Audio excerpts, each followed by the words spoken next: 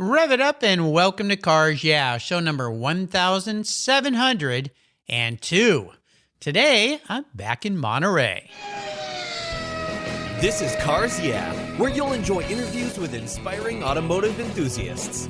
Mark Green is here to provide you with a fuel injection of automotive inspiration.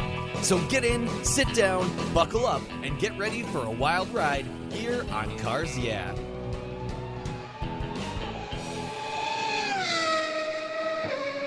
Hello, inspiring automotive enthusiasts, and welcome to Cars Yeah. Today, I'm back in Monterey. Boy, I've been there so many times with a very special guest by the name of Adam Mohr. Adam, welcome to Cars Yeah. Are you buckled up and ready for a fun ride? Sure am, Mark. You bet. All right, we'll have some fun. Well, I'm talking to a guy who knows all about buckling up and having a fun ride. And before I introduce him and go a little deeper into that, Adam, I want you to share one little thing with our listeners that maybe most people don't know about you. Oh, gosh. I don't know. Probably living up here in Monterey, probably that I went to school down at USC and majored in political science and really have not used it at all in the car business today. But that would probably be the one thing people don't know. Well, it's funny when people go to college and they study something and then they end up doing something completely different. I always kind of ask this question. Do you find that those days were of value even though you ended up not working in poli-sci? Oh, for sure. I think it's been of value. But if nothing else, just through the connections that are still made even today and just having that common ground with people sometimes, it's been good. Well, I always say that college experience is extremely valuable. You know, for me, college was just how can I get out as fast as possible because I was paying my own way and it was so expensive. And so I would go to class early in the mornings and come home and wax cars all afternoon so I could buy books for the next semester. So it wasn't one of those fun experiences for me like so many people. I never even went to one party in college, if you can believe that. That is hard to believe. It's funny. I would spend some of my weekends on a vending machine route down in San Diego. You know, USC was such a commuter school, which I didn't realize, but people would really go home, and so I did kind of have a part-time job during school, although it was kind of go when I wanted to, but it was still something I need to do to keep it going. Yeah, absolutely. San Diego, that's where I grew up. So fun place to go down to as well. Well, let me give you a proper introduction. We're going to dive into your world here. Adam Mohr has lived on the Central Coast since he was a child and just 13 years old when Mohr Imports was created. We're talking about a real serial entrepreneur here. For over 35 years, Mohr Imports has been a staple for collector cars on the Monterey Peninsula, and now even more than ever. In his 20s, he raced in numerous national SCCA and vintage competitions in the Western U.S., including at the iconic Laguna Seca Raceway, one of my favorites.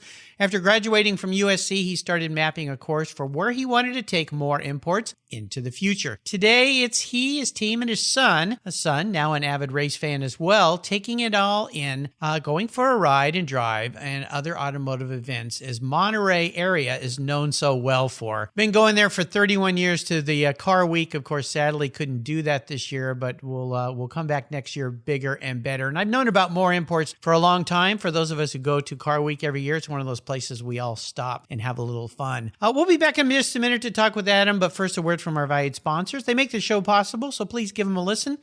Keep your seatbelts on. We're in Monterey. We'll be right back. Did you know that Covercraft offers you much, much more than just car covers, floor mats, seat covers, and trunk liners? When you visit covercraft.com, you'll find Cologne custom bras, LeBras front end covers, and hood protectors that protect your vehicle's front end during road trips. No more rock chips or hours removing nasty bone jerky from the grill or your paint. You'll find vehicle seat back organizers that keep everything in check. They're perfect for those kids' things in the back seat. Spidey gear webs that keep the cargo in your truck bed safely in place. Seat heaters, cargo bars, pro nets, rooftop carriers, and pet travel barriers that keep Fido in the back seat where he belongs. They even make tire covers for winter storage or summer storage of your tires. And don't forget their dash mat dashboard covers that shield the sun's damaging rays, and their sunscreens, one of my personal favorites. Their pet protection pads are easy to install. They remove and are washable. They protect your floors, seats from Fido's damaging claws and messy fur and hair. Everything at Covercraft is carefully engineered, and of course, course, always quality made. And I've got a great deal for you. If you use the code YEAH120 at covercraft.com, you get 10% off your Covercraft order. That's right, 10% off. Just use the code YEAH120, YEAH120 at checkout. Covercraft, protecting the things that move you. I found a new way to protect my vehicle. American Collectors Insurance. That's who now protects my Porsche Turbo, the one I call my Orange Crush. But did you know they also insure your valuable collectibles of automobilia and automotive collectibles? If you're like me, you've invested in a lot of cool automotive collectibles over the years. Those items are valuable, and if you were to lose them in a theft or a fire, well, try to get your normal homeowner's insurance to pay you what they're worth. Good luck with that. American Collectors Insurance provides you with assurance and confidence that your collectibles are fully covered. American Collectors Insurance have been protecting us automotive enthusiasts since 1976. They provided me with an agreed value insurance policy backed by a history of taking care of their clients. Give them a call today for a quote at 866-ACI-YEAH.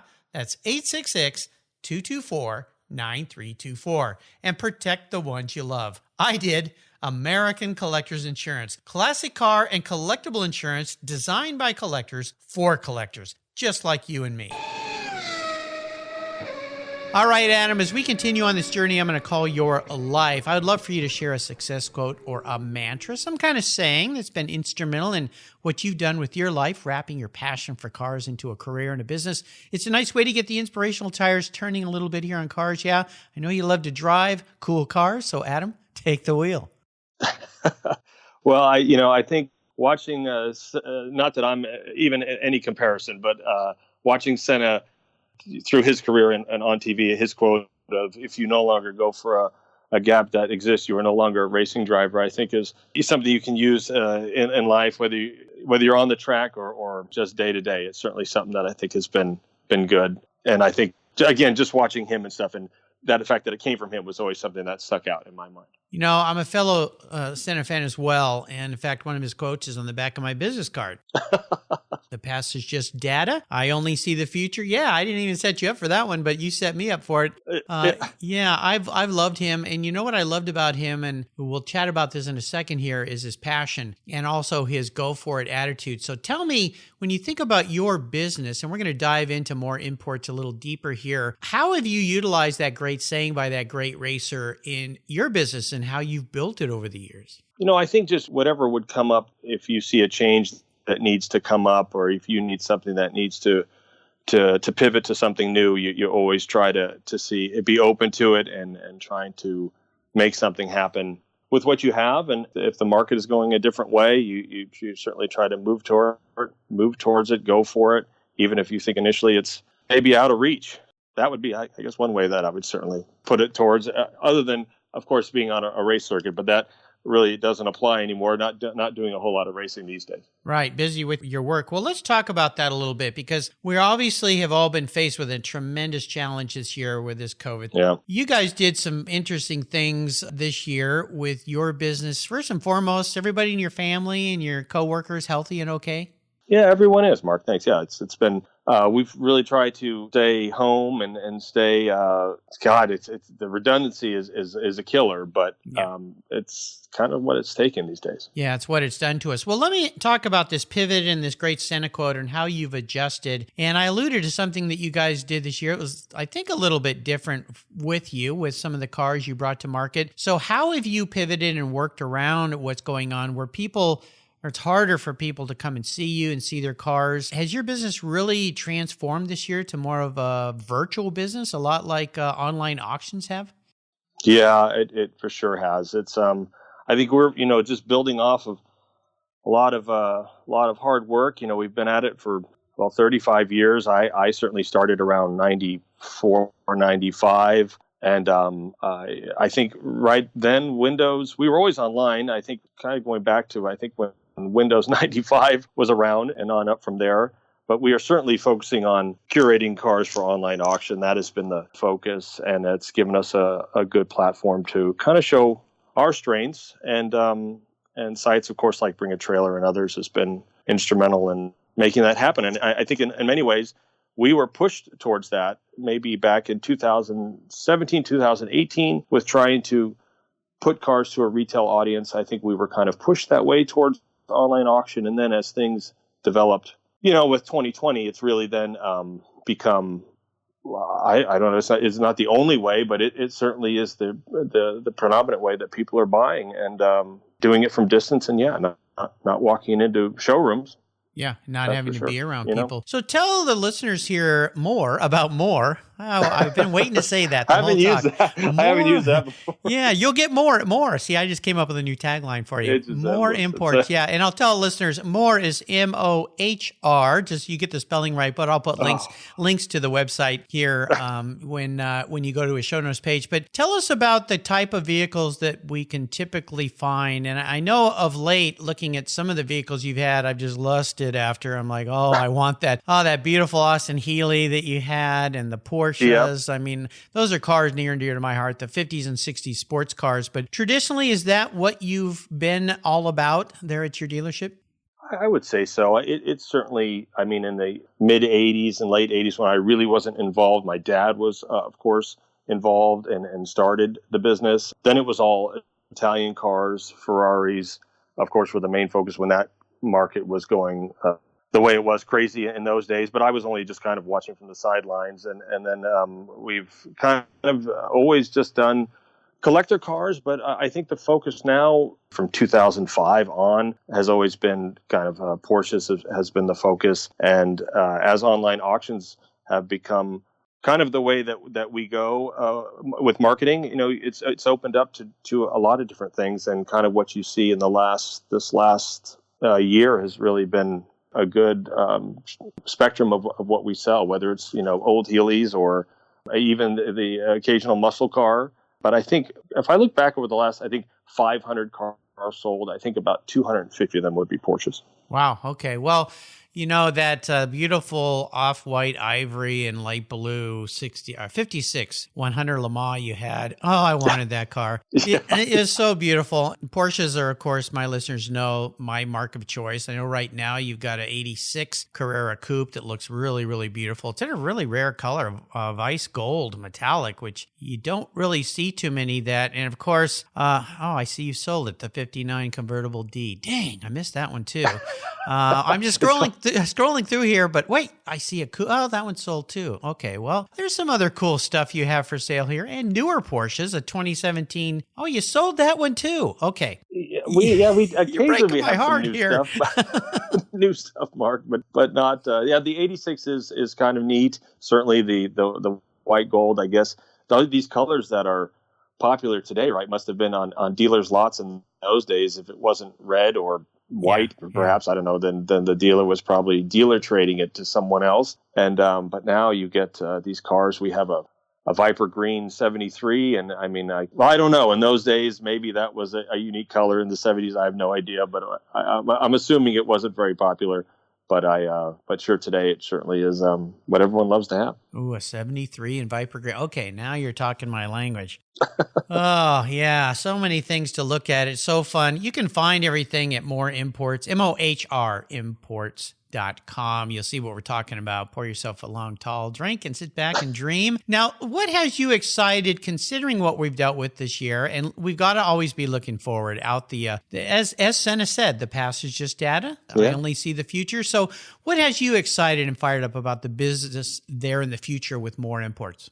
I think it's the online auction format. I remember kind of hanging around auctions in the Rick Cole days and wondering how to get involved and stuff like that. And of course, when some of these auction companies took off in the early 2000s, it was just obviously the way to go. And I think that unfortunately, the combination of COVID and online auction platforms has really been a good forum for retail businesses like ours to brick and mortar, if you want to call it.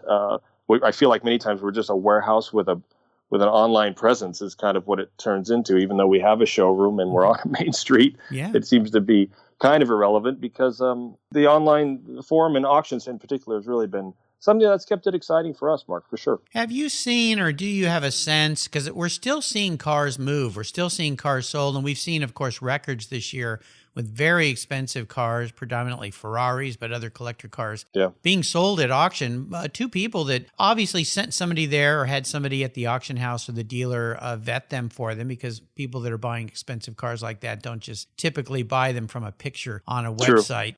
True. Do you see that in a way that this transition is going to be beneficial to you, perhaps open up the concept for more people that, you know what, I don't have to go there to buy a car and get the car of my dreams. I can send somebody. There's so many people in these cities, especially the Monterey area, that are experts that can go and look at these vehicles and make you feel confident that, okay, I trust Adam, but I want another set of eyes, or maybe a specialist in that mark to look at it. So do you see some positive things happening in the future?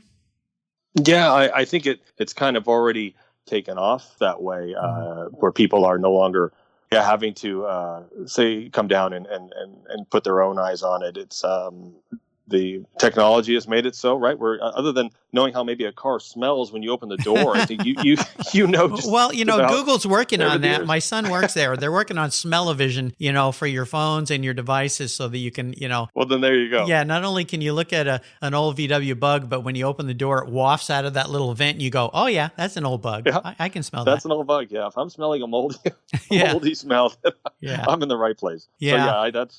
So I think it has, for sure. I think people are. It's been easier, and we really don't even. I think we're taking cars sometimes to inspections, but you're right. A lot of people in Monterey, they know someone here, or they have some connection to somebody here that they've met over, maybe like you coming here for many years over Car Week and have some connection, and we have people come by. I won't say all the time, Mark, but occasionally come by and they look at something for another guy, and he saves himself a plane flight and 2 days of travel time. Oh, exactly. Absolutely. Which no one seems to have time for. Well, time, or if you're it. concerned about getting on a plane or becoming ill or whatever it might be, it's just traveling wasn't much fun anyway, quite honestly, the way it had become, and now it's even more challenging. Except I did fly to Southern California. It's the only trip I've taken this year. I had to go down to California. We sold a home down there, and it was the easiest June flight I've ever done in the summer. There was nobody at the parking garage. I got my favorite parking spot. Nobody in the airport. Nobody on the airplane. Rental cars. I walked out and they said, "Take whatever one you want." Take whatever you want. Yeah, I rented the cheapest, and I ended up getting a very nice car to drive. And so it's a little bit different, that's for sure. Well, I always ask about challenges. Now, we touched on that a bit with what's going on with COVID, but I'd love for you to share a big challenge you've had in your life, maybe even a failure. But this is about what did you learn from it? So take us on a little ride here. Mark, on challenges, I think in the car business, there's so many, from the moment from the moment you walk in. I don't know that there's been any one real thing that's been a challenge. I would say, for whatever the reason, from the mid 90s after the Ferrari market crash, we kind of morphed into just maybe selling more of, higher end used cars, I would say. And it was still kind of I would call it just used cars, and trying to bring it back from that to collector cars, and trying to bring back without having, when people would say, "Oh, we know of your company. Oh, you've always had Ferraris." And I said, "Well, we don't have those now, but we're certainly bringing ourselves back to the collector car market." And I'd say from the internet certainly made that much easier. But I would say that was kind of a challenge. I don't know what really. I can't say I really learned anything specific from it other than just showing up every day and really trying to make a difference and try to see if you can, steer the ship as long as it would take and get it in the right direction, where that the collector car market is really where I want it to be, and taking it from really something where it really wasn't a collector car business. And bringing it back was probably the hardest part. Sure, I understand. Well, even now, looking at inventory that you've had, especially this year, because your site is one of those I go to kind of get my fill of eye candy and dream a little dream, because you are filling dreams. That's good to hear. Well, you are filling dreams. I always say that, nobody needs the cars that you sell. Now, when I was a kid, I used to say to my mom, Mom, I need that new bicycle. And she goes, No, you don't need it, you want it. There's a difference. Yeah, there's a difference. And then I would say, well, I need what I want and I want what I need. And then she'd send me to my room for being a smart aleck. But you really are selling dreams, and the fact that you have everything from very old cars in the 50s up to more modern cars even. In the case of newer Ferraris or Porsches and so forth, you kind of fill a wider gamut. Yeah.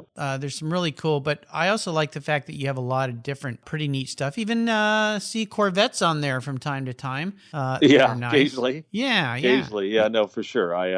Occasionally we do. Yeah, it's not always something that you. I think initially I was always thinking, it has to be something that I really love, and it doesn't. It's really just all these old timer cars are really great, and the people that come in, they have their equal passion for them. For if you're a Healy fan or a Porsche fan, but this guy comes in and he's really interested in something that we have. We have like a Corvette, and they have their own and their knowledge. We're learning stuff all the time, especially more and more now, I would say, because people, the knowledge, the internet, everyone has access to all sorts of information, and they come in, and we may not be totally up on a specific car or a specific engine or how a stamping should be or whatever. And these guys are really, they know. And you learn something all the time. Absolutely. Learn something all the time. Well, let's take a short break, and we come back after listening to a couple spots from our very valued sponsors that make the show possible. I want to dive into your personal passion for cars. It goes a ways back to your dad and your childhood, so sit tight, keep the seatbelt on. We're in Monterey having a ride with Adam. Just dreaming about driving along the coast there. How nice it is. We'll be right back.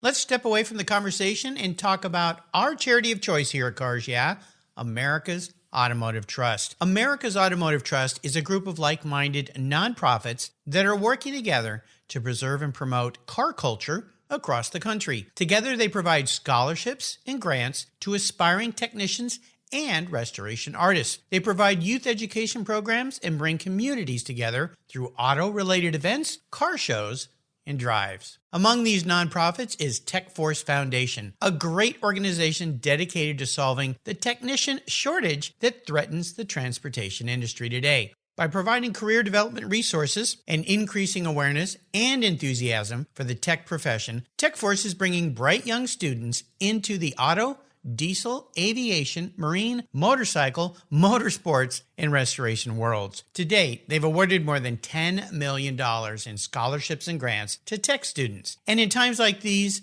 I don't have to tell you how essential those techs are, keeping our delivery and emergency vehicles running and keeping America rolling. To learn more about TechForce or to make a donation to this cause, visit www.techforce.org. You'll be glad you did.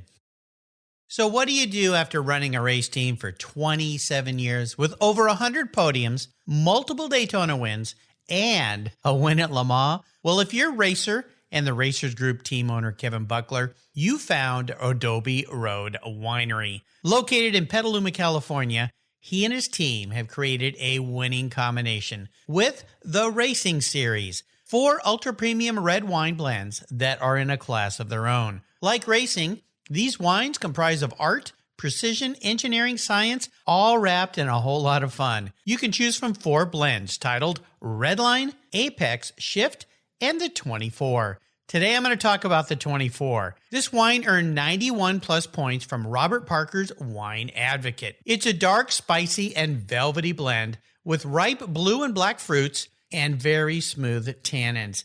The label features a 3-dimensional full metal chronograph in a bright gold finish that pays homage to the Daytona Rolex winners receive at Le Mans. The Racing Series is a fantastic gift for the ultimate enthusiast in your life, and I've got a deal for you today. If you use the code CARS, all one word, all in caps, when you're at the AdobeRoadWinery.com checkout, you get $10 off any purchase of wines from the Racing Series. Your wine ships promptly and arrives quickly right at your door. Use the code CARS at checkout to get $10 off your purchase of the Racing Series today. There's always a seat at the table for excellence with the Racing Series. Go to Adobe Road Wines today and use the code CARS at checkout. Cheers! All right, we're back. We pulled into the dealer's lot here at Mohr, and I would love for you to share a story that instigated this personal passion you have for these wonderful old cars. A pivotal moment in your life when you knew, you know what, I'm a car guy. There's so many growing up, but I think the Ferrari Owners Club always had a Monday track event after what was well, I guess car weekend, which is car week now or now, right? So it's almost 2 car week. Yeah. I was going to say, maybe it's 2. Yeah. Having that Monday event, I would look forward to, having a track day and we would take a car out. And of course I was barely seeing over the dash in some of those earlier years, which I guess would have been early 80s. And I remember in a car and my dad was driving, and it was a Monday, just a track day. And I remember not really seeing over the hood, but watching this chain that held the cotter pin into this fire system on the car, right? That you would, with that big red button. And I remember watching that. I couldn't really see the track, but I could see that chain swaying one way or the other, or on braking, it would go forward. And I remember going, this I can't really see what we're doing, but this is pretty cool. I think from those days on, I think I've really thought that, enjoyed it. I think maybe going on to the Bondurant school and getting behind the wheel and doing some SCCA stuff up in, I think we did the SCCA school in February in Sonoma in the rain. We had rented from a guy named Al Lake, Alpha Giuliettas, and they were open cars. And I remember just getting soaked and freezing and loving every minute of it. Yeah. And that was probably that rainy weekend up in February up in Sonoma, driving those old cars was probably it. No doubt. That's where I felt, and it had nothing to do with the car business, right? It was just, how can I stay around these things? And then, of course, you were doing stuff on the weekends. And, of course, on Monday, well, it was then the business, and I was always hanging around that. And so I guess that's kind of, those would be a couple key times that I kind of stand out in my mind. Yeah, when you got bit, well, as a little boy, you learned about learned about the word physics, watching that chain move around as the car went around the track, for sure. Well, you've probably had a lot of special cars. Now, obviously, you've owned cars that the dealership has owned, but they've been vehicles that weren't keepers, let's put it that way, or maybe some were keepers you wanted to be keepers, but it's a business. You have to sell them to get your money back. What was your first really special vehicle, first vehicle that you owned that had great meaning for you? We had a 74 911 Carrera that was consigned to us, I think, back in maybe 1990 or 1991, and I remember walking by it and seeing the graphics on the side, and we really weren't doing Porsches. I didn't see them that often, at least on a business standpoint. And I remember looking at it and going, "This is pretty cool," and the tail and whatnot. And then I think maybe 15 years later, I get a phone call from a guy, and he says, "Hey, Adam, do you want to buy your old car back?"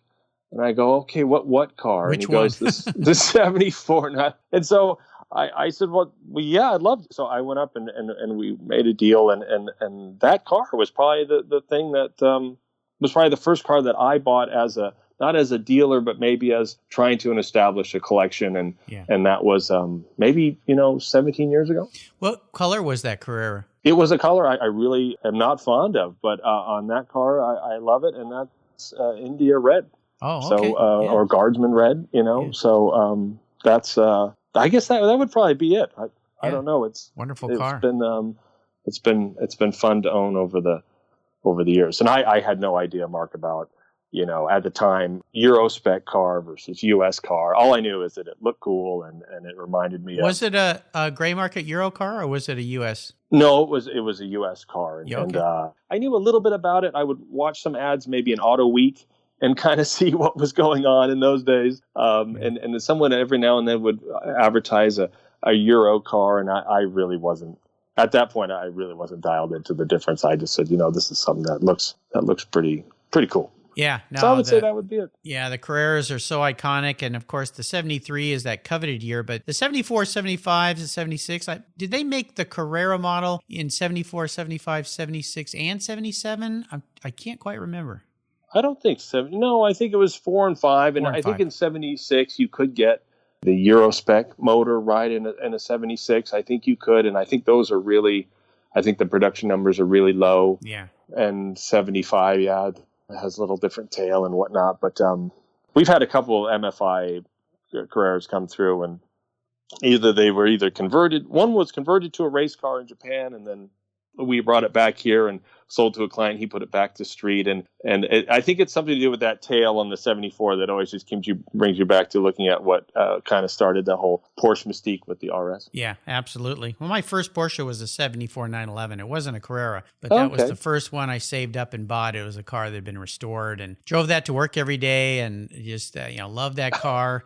Learned about pop-off valves in that car when I blew up an airbox with an intake backfire, and learned about points and getting dirty and killing you in the middle of an intersection. But exactly, yeah. I've always heard about the pop-off valve, and heard people say, "Oh, this is important," and the air boxes, and I never had to deal with it. And on one time, maybe about 8-9 years ago, I did have to deal with it. And a big repair bill later, I said, okay, now I know what it's all about. Yeah, that little simple circle is a very cheap piece of insurance, just like chain tensioners on some of those old Porsches. Oh, yeah, that's right. Yeah, that's very exactly important right. to have. Well, I'm going to crawl in your head here, Adam, and ask you a very introspective question. If you were manifest as a vehicle, this isn't what you want to be. This is how you perceive your personality in some kind of a vehicle. What would Adam Mohr be, and more importantly, why?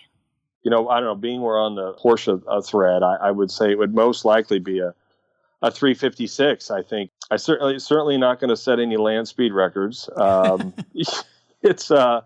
doesn't, I like to think it doesn't draw too much attention to itself, and the simplicity of it, trying to keep things simple is something that I try to do. I can't say I'm real successful at it, but I try to keep things simple. And I'd probably come back as, that'd be my first guess. Anyways, it's probably somehow being coming back as maybe an A coupe. Well, you had a beautiful white A coupe for sale, 59 if I remember right. That was quite beautiful. I've always wanted one of those vehicles, and like so many cars that I've always wanted, they become very, very, very expensive, in the recent years, which is kind of a bummer. You had an older one too, I believe, that was a beautiful slate gray. I think it was a 52 or 53, something like that. We did. Yeah, we did have that car. That was interesting. A pre-A car. They're so nice. So, okay. It's tough. It's tough, right? When you get to stuff where the value is getting so where you can't, it's hard to enjoy it. Well, that's kind of a trap you get into. I had that happen with me with my 72S. It had become so valuable, and I'd driven it so much, and all of a sudden I was so afraid to drive it. Sure. And I ended up selling it, and I bought an 87 Turbo. And you're talking about smells. My wife, when she comes home in the afternoons, she can tell if I've been out driving, because that car just has, when you bring it in, it just smells different. It fills the garage with that kind of old burnt oil smell of some kind. I don't know. It doesn't leak, so I don't know where the smell's coming from. It's funny you asked that. I had a 3.2 Carrera that I brought home, and my wife goes, "What is that? What is that smell?" And she goes, "Does it leak?" It's fun. I mean, the exact same conversation. I go, and you know what, Mark? As much as I've been around the cars, I had trouble answering it. I said, well, it's just the way the thing warms up, and there's so much oil flowing through those things, and so many pipes and tubes and things. I think that's probably part of it, maybe. You're probably right.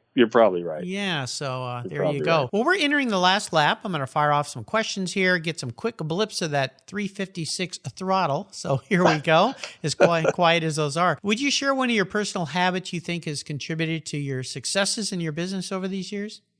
I would say consistency, showing up every day and trying to make it, just trying to be there, every day as much as possible, and to try to keep it even keel and keep it consistent. I've heard this from so many of my guests: persistence, tenacity. Those are two things. Consistency. Yeah. It's like when I started this podcast, it would have been easy 5, 6, 7 months into it to go, this is going nowhere. Because it takes time to build, and then you got to keep feeding, as I say, the dragon. I decided to do 5 shows a week. Like, what idiot decided that? I think I'm the only one in the automotive sector that's crazy enough to do that. But you just kind of stick with it. Yeah, just every day you get up and you just keep doing it. Before you know it, people start noticing you. So, it definitely works really, really well.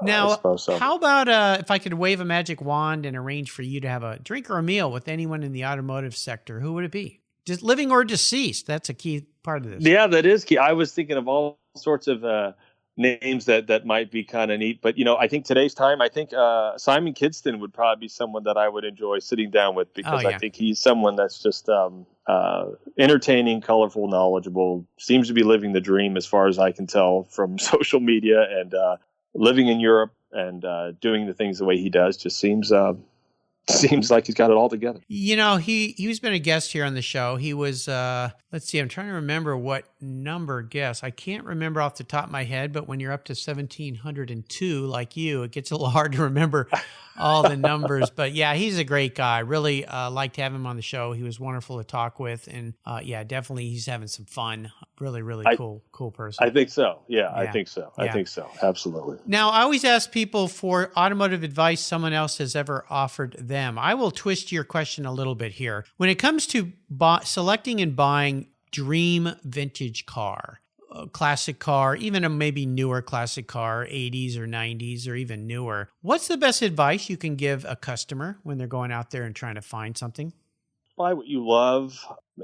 I think often your first impression or kind of feeling on a car is probably what you would go with, because I think that the spectrum's pretty broad as to what people may like or not like. I think it would just be kind of something that you really, that you really kind of love, and trying to go out through it and go get as close as you can to whatever the parameters, allow. Yeah, exactly. And I've heard this from many, many people. It's so important. Other things I've heard is buy the best you can afford, because you'll long forget the money, versus buying something that needs work, because these things can start to suck up money. Yes. Especially if you buy something that has a lot of problems that were hidden underneath.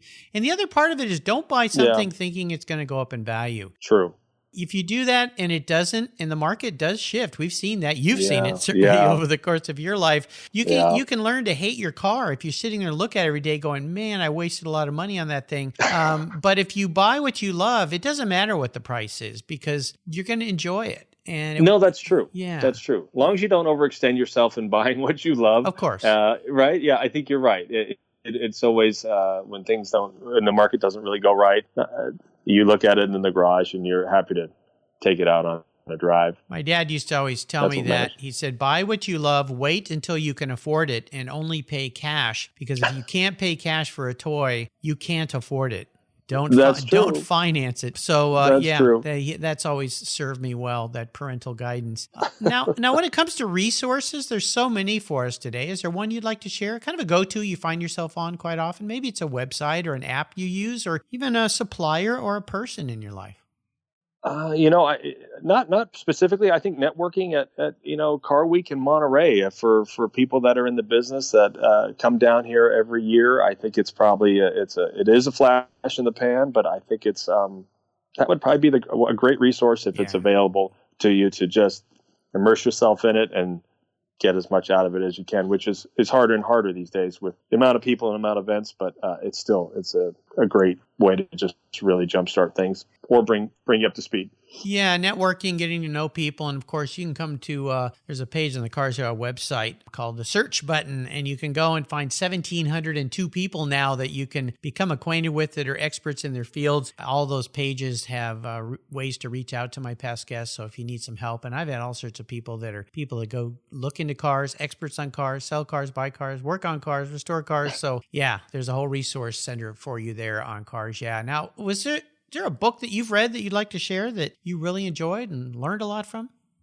I think I don't do enough reading these days. I think going back years ago, I Jess Prey's book about the Ferrari 250 GT was probably a book that I would recommend to anybody that was really into those vintage cars, that from a point of view from someone that was into those cars before they became what they are today, and just the level of knowledge, and that would probably be one that I would recommend if I had to. Nothing currently though, Mark.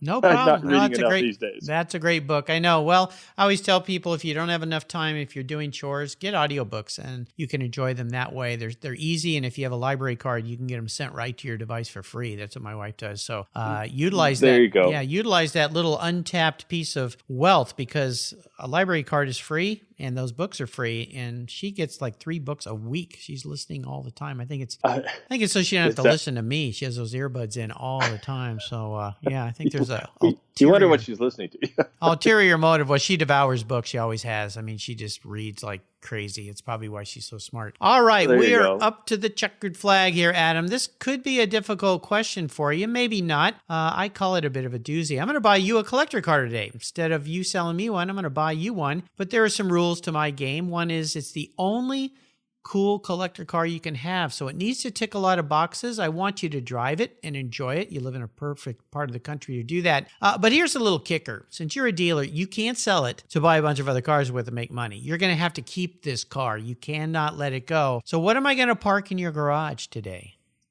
Oh, it would have to be a 2.7 RS, right? I think that would be something that you could just take to some, vintage rally anywhere around the planet, and you could take it on a track day, and you could drive it right over to Whole Foods. So Yeah. and everything in between. Yeah, absolutely. Well, it's the holy grail for long hood Porsche lovers and early Sure 911 lovers. I mean, it always has been, but again, they've gotten pretty expensive. Now, would you like a lightweight or a touring version? Just so I get you the right one. Yeah, probably a touring version. Okay. That's more my speed. A little more comfortable. And lastly, what color are we going to go for? Something cool from the 70s? Oh God, good question. Probably just white with blue graphics. There you go, in a sunroof. I think I'd throw in. Okay, maybe air conditioning. If it could. I can do that. Yeah, I have a friend that just not too long ago sold one of those. In fact, his car was actually invited to be on the lawn at Pebble, which is pretty rare because those cars aren't something you typically see at that Concours event. No, that's true. That's true. But they had a class that year that he happened to just have his car finished being restored, and it was beautiful. It's just turned out so nice. But somebody wrote him one of those big golfer's checks, so he finally let it go and went out and bought a bunch of other cars with that money. So that happens sometimes. People come in and just go, well, what, is that for sale? Or you go, no. They go, well, sure. It is now. It is now. How big do I have to write the check? Yeah, those are the greatest customers in the world. That happens. Adam, you've taken me on a fun ride. I knew this would be great. A little shout out to your teammate there, Stephen Cottrell, for helping connect me with you today. Stephen's been a guest on the show here. Before I let you go, though, could you offer us one little parting piece of wisdom or guidance before you head on down the Coast Highway towards Big Sur in that beautiful Carrera RS? Yeah, life is short, and I would say, buy what you love, and if you can take the time to jump on 17-mile drive or drive down the coast for a Monterey Car Week and enjoy what you've purchased, I would say that would be it. And yeah, Steve Cottrell has been great. He and I are, always kind of here around the clock and always available for trying to get great value for clients and try to make those dreams a reality if it's something someone wants to do and enjoy a classic car and be here in Monterey even for a short time is it's kind of what we suit up for every day. I know. It's great. You're fulfilling dreams. You get more with more. See, there's your new tagline. You can have that one for free too, by the way. Life is short. Buy what you love. So you know what? It's right. Life is short. And if you want something special, check them out at their website. I'll put a link to it on the show notes page here. Mohr Imports, Mohr Imports. Go there and check out what they have. And you know what? Even if you don't see what you want, give them a call. Talk to Adam or Steven or Adam's son, and they'll help you find the car that you want because these guys, they've been doing this a long time. They know where all the good stuff is. You can find everything on Adam's show notes page. Adam, thanks for being so generous today with your time and expertise and for sharing your experiences with me and the Cars Yeah audience. Until you and I talk again and we can actually be together, I'll see you down the road. Thank you, Mark, very much. You're welcome.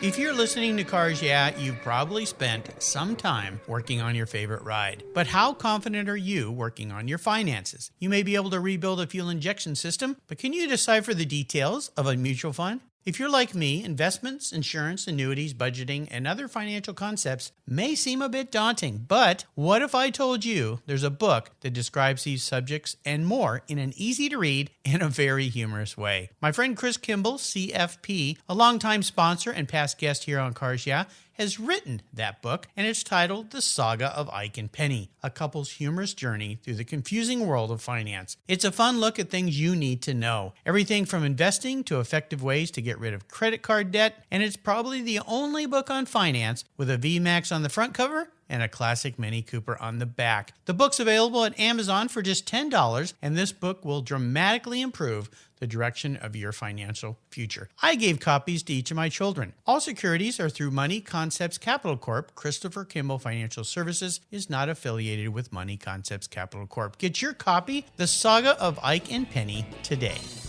Thank you so much for joining us on today's ride here at Cars Yeah. Drive on over to carsyeah.com to find show notes and inspiring automotive fun. Download your free copy of Filler Up, a fun book filled with gorgeous photographs of fuel filler fun, including quotes from more inspiring automotive enthusiasts. Download your copy today, and we'll see you next time on Cars Yeah.